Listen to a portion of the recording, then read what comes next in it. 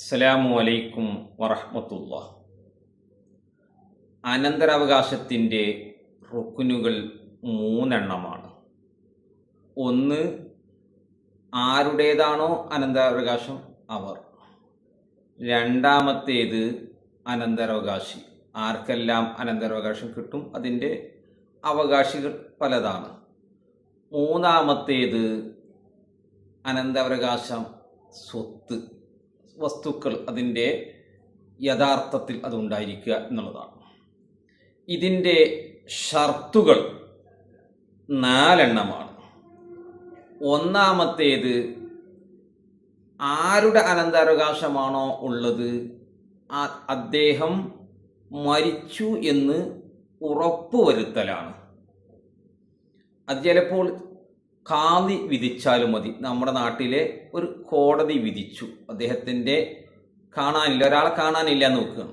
അദ്ദേഹം കാണാനില്ലാത്തത് കൊണ്ട് അദ്ദേഹത്തെ മരിച്ചതായി പ്രഖ്യാപിച്ചാൽ അതും മതി. അങ്ങനെ വന്നാൽ കൂടി അദ്ദേഹത്തിൻ്റെ മരണം സ്ഥിരപ്പെട്ടു, അതായിരിക്കണം.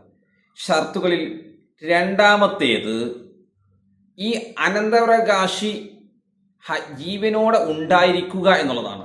അഥവാ ആരുടെ സ്വത്താണോ അനന്തരം എടുക്കുന്നത് ആ വ്യക്തി മരിക്കുന്ന സമയത്ത് ഈ അനന്തരാവകാശി ജീവിച്ചിരിക്കുക. അതൊരു മിനിറ്റ് ആണെങ്കിലും ശരി.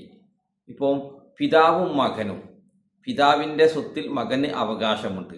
അപ്പോൾ പിതാവ് മരിച്ച ഉടനെ തന്നെ മകൻ മരിച്ചു.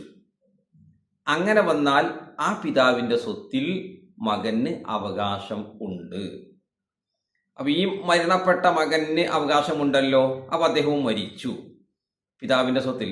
അങ്ങനെ വരുമ്പോൾ ആ മകൻ്റെ അവകാശം കിട്ടേണ്ട, പിതാവിൻ്റെ സ്വത്തിൽ നിന്ന് കിട്ടേണ്ട അവകാശം ഈ മകൻ്റെ അവകാശികൾക്ക്, അവൻ്റെ മക്കൾ, ഭാര്യമാർക്ക് കിട്ടും.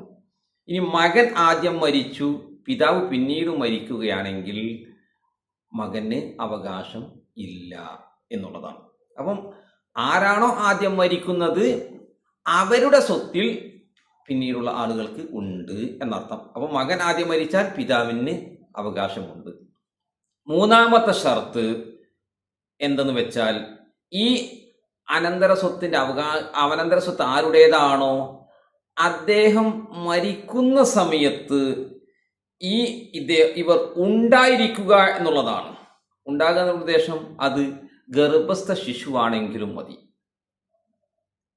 ഗർഭത്തിലുണ്ട്, ഭാര്യ ഗർഭിണിയായിരിക്കെ ഭർത്താവ് മരിച്ചാൽ ആ മരണപ്പെട്ട വ്യക്തിയുടെ അനന്തരത്തിൽ ആർക്ക് അവകാശമുണ്ട്? ജനിക്കാനിരിക്കുന്ന കുഞ്ഞിന് അവകാശം ഉണ്ട് എന്നുള്ളതാണ്.